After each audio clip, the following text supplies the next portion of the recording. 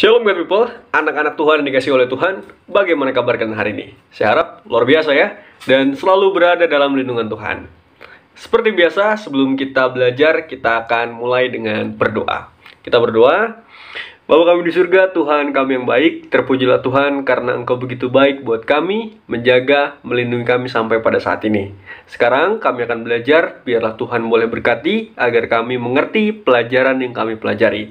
Terima kasih Tuhan, kami berdoa di dalam nama Kristus Yesus, Tuhan dan Juru Selamat kami. Amin. Baik, anak-anak Tuhan yang dikasih oleh Tuhan, kali ini kita sudah tiba pada pelajaran kita yang ke-11, bab 11, yang berjudul bersyukur bukan sekedar pasrah. Ya, bersyukur bukan sekedar pasrah. Banyak orang yang berpikir bahwa bersyukur itu adalah tindakan yang pasif. Pasif itu berarti menerima, ya. Tidak berbuat apa-apa selain diam dan menerima. Nah, kita harus tahu ternyata bersyukur itu bukan hanya menerima, bukan hanya bersikap diam dan pasif, tetapi bersyukur itu aktif. Oke, ya. Nah, jadi kita coba lihat kepada 5 hal yang membuat kita harus bersyukur. Ya, silakan dicatat, ambil buku catatan kalian, catat 5 hal ini. Yang pertama adalah mengingat apa yang sudah Tuhan lakukan untuk kesehatan kita, untuk punya kesempatan sekolah, punya orang tua, punya tempat tinggal, punya teman, punya negara yang indah dan subur, ya. Itu adalah sesuatu yang kita harus syukuri. Itu yang pertama, ya. Sudah dicatat ya, silakan catat. Yang kedua adalah untuk pengorbanan Yesus di kayu salib. Jadi, kematian Yesus di kayu salib adalah sesuatu yang harus kita syukuri. Kenapa? Bayangkan, kalau sampai Yesus tidak mati di kayu salib, maka siapa yang mau menebus kita dari dosa-dosa kita? Tidak ada yang sanggup untuk mati di kayu salib menebus dosa kita selain daripada Yesus. Itu adalah hal yang harus kita syukuri. Ya, catat, itu hal yang kedua. Nah, sekarang yang ketiga. Hal ketiga yang harus kita syukuri adalah tidak ada pengalaman yang sia-sia untuk kebaikan kita. Ya. Tidak ada pengalaman yang sia-sia untuk kebaikan kita. Saya kasih contoh. Misalnya suatu hari kamu sedang jalan di turun atau naik tangga gitu ya. Turun tangga. Lalu mungkin kita pernah terpleset dan akhirnya jatuh. Ya, kalau saya pribadi pernah, dan akhirnya kaki saya sakit, berdarah, dan yang lebih tidak enak lagi kalau dilihat orang lain, malu kan? Nah, biasanya kita akan marah. Bisa aja marah kepada tangga, bisa aja marah kepada orang lain yang sebenarnya nggak salah, tapi kita salahin. Tapi kalau itu kita syukuri, maka kita akan jadikan itu pengalaman yang berharga. Apa pelajaran yang berharga yang bisa kita dapat dari jatuh di tangga? Ya, berarti kalau jalan hati-hati. Mulai berikutnya ketika kita jalan, kita berhati-hati. Atau yang lain nih. Misalnya suatu hari kamu sedang bermain game atau main dengan teman gitu kan.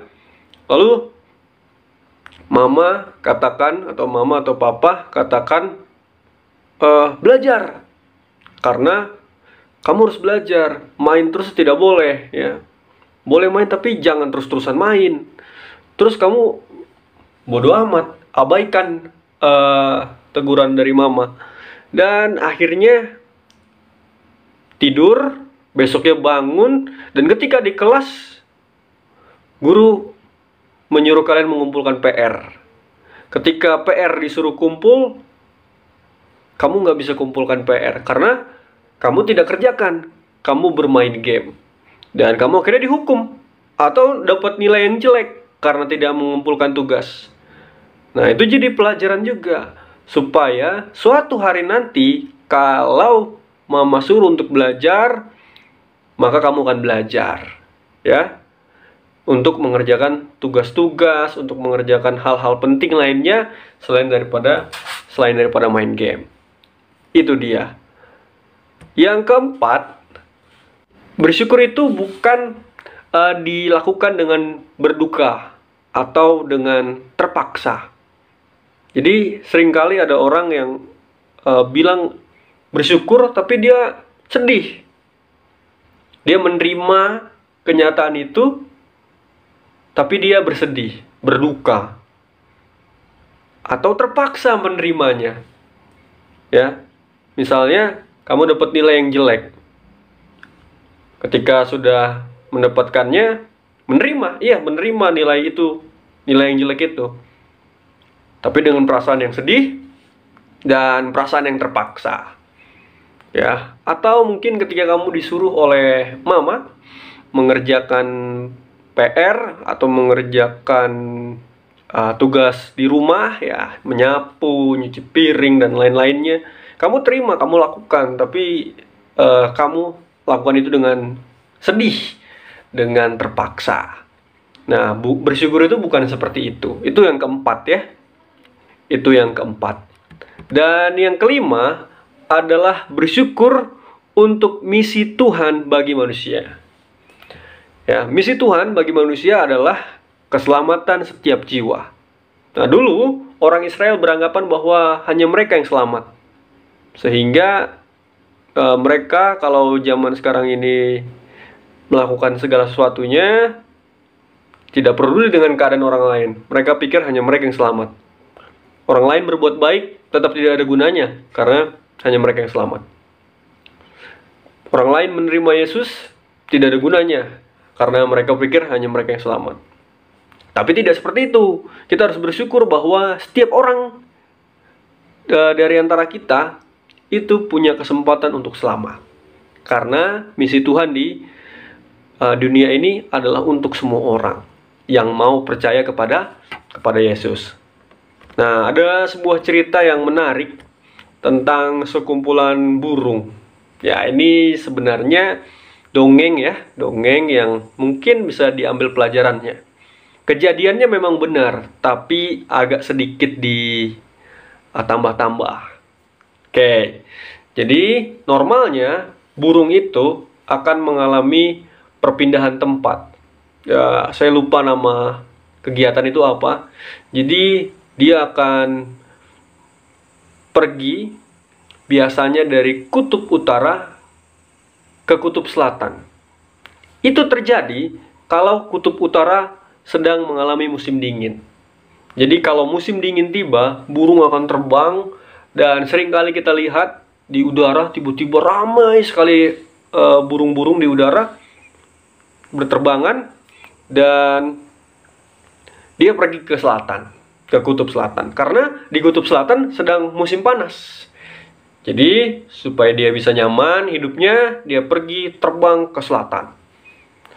Dan kalau misalnya kutub selatan sudah musim dingin, dia akan pergi ke utara, mondar-mandir, bolak-balik. Itulah kebiasaan burung yang biasanya dilakukan.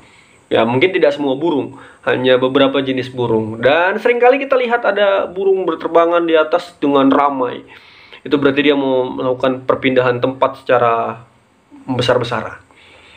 Nah, suatu hari ketika burung itu sampai di kutub selatan, dia menikmati udara yang hangat, sejuk, nyaman buat dia, makanan banyak karena tidak tertimbun es, pohon-pohonan tumbuh, cacing ada, biji-bijian ada, semua makanan berlimpah.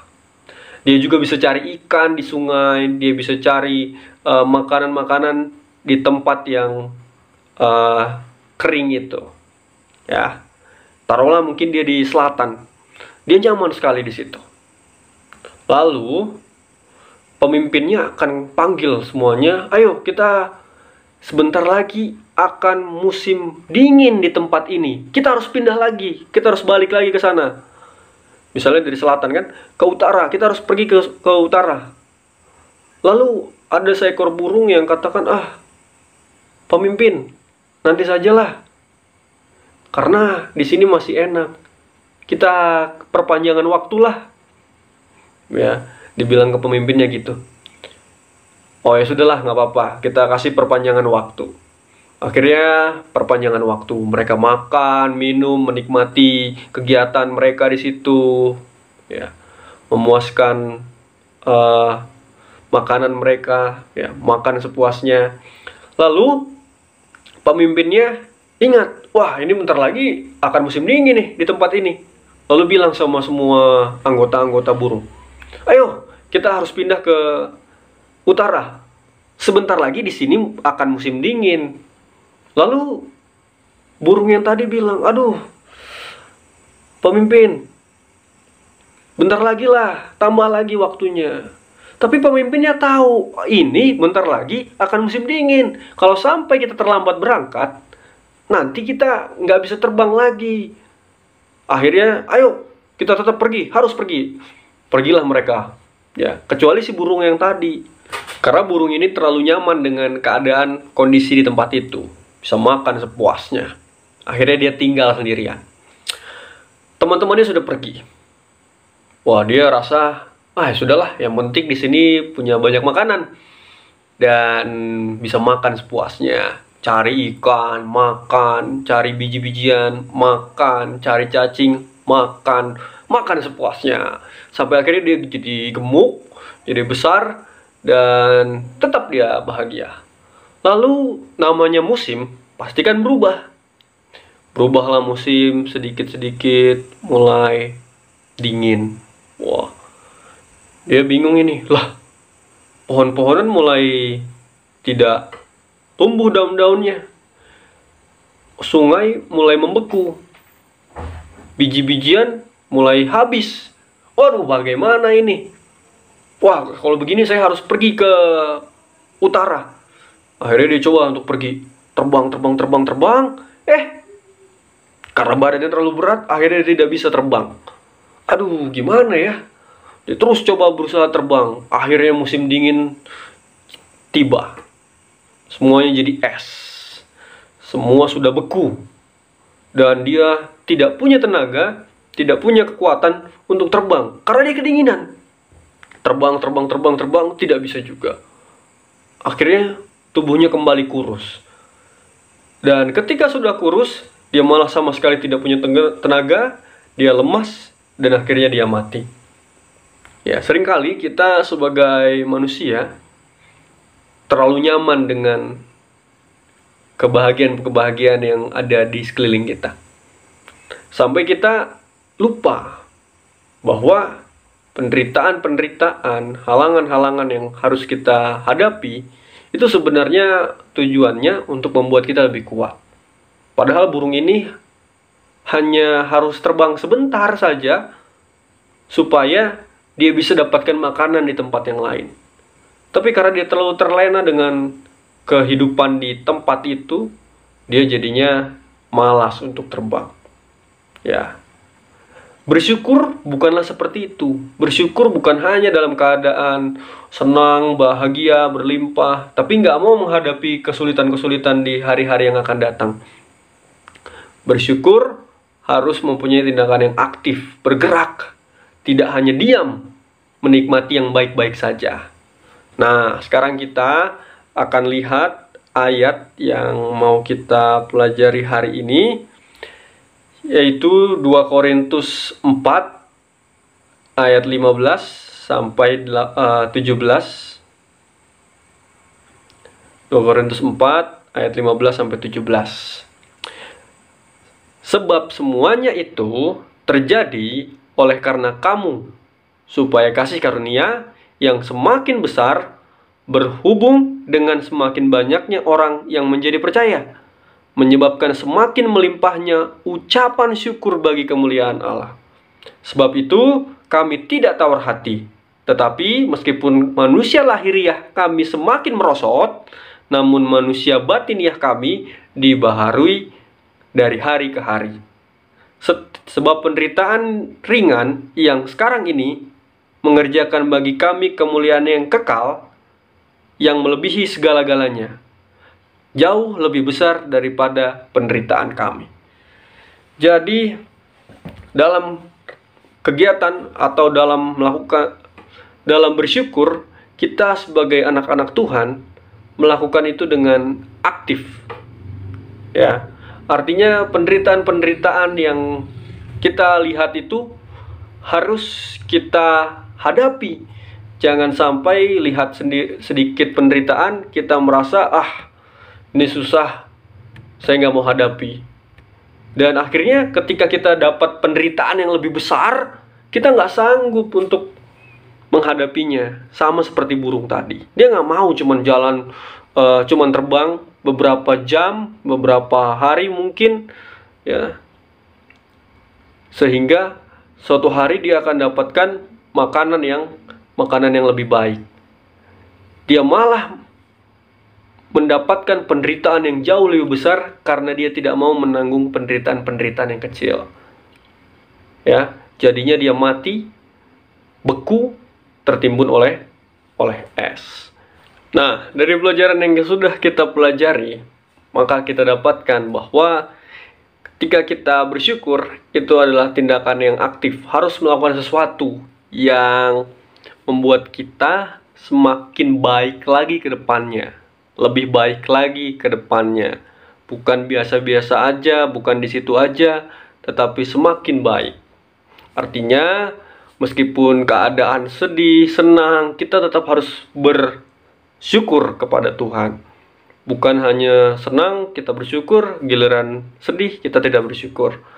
Ya, kita harus hadapi kesulitan-kesulitan yang kecil supaya kita bisa menghadapi kesulitan yang lebih besar. Ya, ibarat kita membuat sebuah rumah, kita harus bangun itu dengan batu-batu yang pendek, lalu lama-lama menjadi tinggi dan menjadi sebuah bangunan yang bagus. Nah, seperti itulah bersyukur membuat kita lebih dekat kepada Tuhan. Itulah pelajaran kita hari ini. Kita akan tutup dengan berdoa. Kita berdoa. Bapa kami di surga, Tuhan kami yang baik, terpujilah Tuhan karena Engkau begitu baik buat kami, menjaga, melindungi kami sampai pada saat ini. Sekarang kami sudah selesai belajar, biarlah kami boleh bersyukur dengan baik, bukan hanya menerima keadaan kami, tetapi kami juga menjadi orang-orang yang bertumbuh di dalam Tuhan. Terima kasih Tuhan, karena Engkau begitu baik kepada kami. Kami berdoa di dalam nama Kristus Yesus, Tuhan dan Juru Selamat kami. Amin. Baik, sampai di sini pelajaran kita. Kirimkan catatan kalian ke Google Classroom dan Tuhan Yesus memberkati.